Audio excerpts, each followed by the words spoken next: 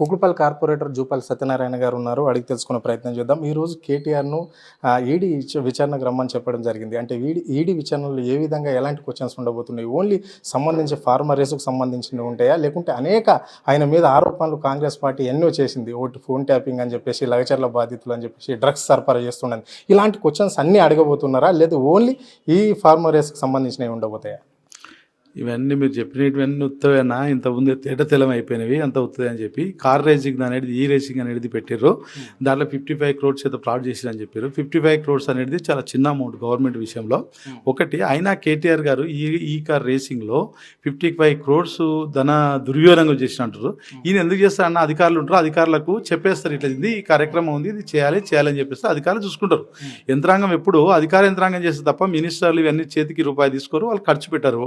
అది రాంగు. ఇది ఎంత తెలంగాణ రాష్ట్రము ఇంతవరకు కనువిప్పు ఏంటంటే కనీవిని ఎరగని రీతిలో ఇంతవరకు ఇటువంటి కక్ష సాధింపు అనేది వైఎస్ రాజశేఖర్ చూసినాం, చంద్రబాబును చూసినాం, ఎన్టీఆర్ని చూసినాం, అందరిని చూసినాము. అంతకుముందు చెన్నారెడ్డి, జనార్దన్ రెడ్డి అందరిని చూసినాం. ఎప్పుడు కక్ష సాధింపులు అనేది లేదు. ఎవరైనా సీఎం అధికారం మారింది, పార్టీ మారిందంటే పరిపాలన దక్షిణ మీద దృష్టి పెట్టి పబ్లిక్ దగ్గర కావడానికి, ఆయన బోనగ్రామ్ గుద్దుకోవడానికి, ఆయన మార్క్ పెట్టుకోవడానికి ట్రై చేసి ఈ విధంగా చేస్తే బాగుంటుంది, పబ్లిక్ దగ్గర కావాలని ఆలోచిస్తారు తప్ప వేరే విధంగా చేయాలి. ఇప్పుడే ఈ 1 year నుంచే ఇవన్నీ కక్ష సాధింపులతోని కల్చర్ అంతా చేంజ్ అయిపోయి తెలంగాణ రాష్ట్రంలో కలుషితం అయిపోయిన రాజకీయం ఏర్పడదు తప్ప వేరే ఉద్దేశం కాదు. ఇవన్నీ కూడా కక్ష సాధింపుతోని కేటీఆర్ లోపలేయాలి.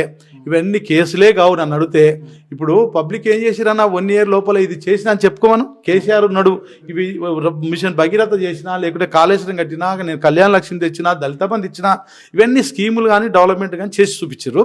అప్పులు తెచ్చిండు, చేసిండు, చూపించిండు. మీరు అప్పులు 1 yearలో చేయలేనంత అవసరం ఎక్కువ అప్పు చేశారు. ఏం చూపెట్టారు? ఒక్కటి మీరు చేసిన ఘనకార్యము, మీరు చేసిన కొత్తదనం. ఒక ఐటీ కంపెనీ తెచ్చిరా, ఒక ఫ్లైఓవర్ వేసిర్రా, ఒకటి వాటర్ ప్రాజెక్ట్ కట్టిర్రా. 1 year లోపల ఏం చేశారు? మీరు ఏం మార్క్స్ సంపాదించారు? అసలు ఏం సంపాదకుండా చేసిన వాళ్ళను. ఐటీ మినిస్టర్ అంటే కేటీఆర్ దానికి వన్నే తెచ్చినోడు. అసలు గవర్నమెంట్ పోయినప్పుడు హైదరాబాద్ యూత్ ఎట్లా అల్లాడిపోయారంటే, సీఎం కేసీఆర్ దీపోయిందంటే అంత అల్లాడినో లేదు కానీ హైదరాబాద్ వరకు నేను చెప్పేది. హైదరాబాద్లో అరే కేటీఆర్ ఐటీ మినిస్టర్ దీపోయిండా, అసలు వాళ్ళు 3 రోజులు తిండి తినకుండా అసలు వాళ్ళు జీర్ణించుకోలేకపోయారు. అటువంటి ఐటీ మినిస్టర్ను, అటువంటి హైదరాబాద్ డెవలప్ చేసిన మినిస్టర్, మాజీ మినిస్టర్ను పట్టుకొని నువ్వు జైలు వేస్తా అంటే నీవు ఎక్కడ పోతున్నావు, ఏం కథ, నీవు ఒక ఐటీ కంపెనీ తెచ్చినావా, ఇప్పుడు పోయిన దేశాన్ని వేరే దేశానికి పోతే కోటేసుకొని పోతున్నావు, ఒక్కటనే తెచ్చి చూపిస్తున్నావా? నీ పద్ధతి ఏంది, నీ కథ ఏంది? మూసినాది అంటివి గరీబోల పుట్ట కొడుతీవి, హైడ్రా అంటివి గరీబోల పుట్ట కొడుతీవి. నీకు పబ్లిక్ మీద ప్రేమ లేదన్నా, ఈ గవర్నమెంట్కు పబ్లిక్ మీద ప్రేమ లేదు. నువ్వు కళ్యాణ లక్ష్మితో పాటు తులం బంగారం ఉన్నావు. కళ్యాణ లక్ష్మి గతి లేదు నీతోన. తులం బంగారం ఈ కేసీఆర్ అప్పుడు శాంక్షన్ చేసిన కళ్యాణ లక్ష్మి ఇస్తున్నావు. ఇంతవరకు కొత్తది లేదు. రైతు బంధు 2 సార్లు ఎగ్గొడుతీవి. రైతులు ఎట్లా బాగుపడాలి?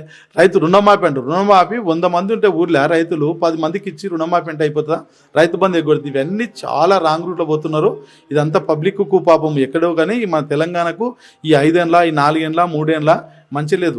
రావుకాలం వచ్చినట్టు మంచి లేదు. మీరు అంటున్నారు ఇంత అభివృద్ధి చేసింది కేసీఆర్ గవర్నమెంట్ అంటున్నారు. అంటే 1 yearలోనే మేము 9.5 సంవత్సరాలు బీఆర్ఎస్ అభివృద్ధి చేయందంతా 1 yearలోనే చేసి చూపెట్టినామని చెప్పేసి ఏమంటున్నాడు? ఈ వాక్యాలను ఎట్లా చూడాలి? అన్ని అబద్ధాలు అన్న. ఇప్పుడు అబద్ధాలు చెప్తే తెలంగాణ పబ్లిక్ నమ్మనికి లేదు. తెలంగాణ పబ్లిక్ చాలా తెలివికల వాళ్ళు వీళ్ళంతా. ఇది ఉద్యమగడ్డ, తెలివికల వాళ్ళు. వీళ్ళు ఎవ్వరు నమ్మరు. ఎందుకంటే మోకా చూస్తారు వాళ్ళు కూడా. ఇప్పుడు ఎలక్షన్స్ లేవు, ఏం చేయనీకి రాదు. ఈ రాజ్యాంగం ప్రకారం దించనీకి రాదు, చేయనీకి రాదు. సరే ఇంకా 2 years కళ్ళు మూసుకొని ఉంటే 2 years 3 years ఆయన శని బాగాలేనప్పుడు ఆయన కూడా దిగిపోతాడు. మంచిది కాదు ఇప్పుడు అని చూస్తున్నారు తప్ప వీళ్ళు ఏదో డెవలప్ చేసిరని కూర్చోబెట్టలే, వీళ్ళు ఏం చేసినాను కూర్చోబెట్టలే. మోసపోయి మనం మళ్ళా ఇబ్బంది పడి మళ్ళీ ఏదో ఇబ్బంది పడతామో వేరే రకంగా చూస్తే అని కామ్గా ఓపిక ఉంటుంది. తెలంగాణ పబ్లిక్ చాలా ఓపిక గలలు. వీళ్ళు ఓపికతోని బాగా ఆలోచన చేస్తారు. తప్పకుండా మీరు ఒక్క ఊరికోరి కేసీఆర్ గారు ఉన్నప్పుడు ఒక రైతు బంధు అని ఇవన్నీ స్కీమ్లతో పాటు ప్రతి ఊరికి సిమెంట్ రోడ్ వేసిండు, వైకుంఠ ధామం కట్టిండు, రైతు వేదికలు కట్టిండు. ఎన్ని చేసిండు ఆయన చెప్పుకుంటూ పోతే 450 స్కీములు చేసిన ఆయన. డెవలప్మెంట్తో పాటు ఈ సంక్షేమ పథకాలు కూడా చేసిండు. వీళ్ళు ఒక పథకాన్ని తీసుకురాలేదు, ఇచ్చిన గ్యారెంటీలే లేవు, చేసిందే లేదు వీళ్ళు. కాకపోతే ఏంటంటే ఎవరు స్వార్థ రాజకీయం ఇది. ఎందుకంటే వీళ్ళు లేక అధికారంలోకి వచ్చారు. ఎవరంతలకు వాళ్ళు ఎంత సంపాదించుకోవాలి, ఎట్లుండాలని చూస్తారు తప్ప వాళ్ళు ఎప్పుడు దిగిపోతారా, ఎప్పుడు ఉంటారా, మినిస్టర్ల గ్యారెంటీ లేదు, సీఎం గ్యారెంటీ లేదు, ఎమ్మెల్యే గ్యారెంటీ. అందుకనే ఎంత సంపాదించుకుంటే అంత సంపాదించుకొని బయటపడాలని చూస్తారు. అంతే తప్ప రాష్ట్రాన్ని ఉద్ధరించే ఆలోచన ఈ గవర్నమెంట్కి లేదు.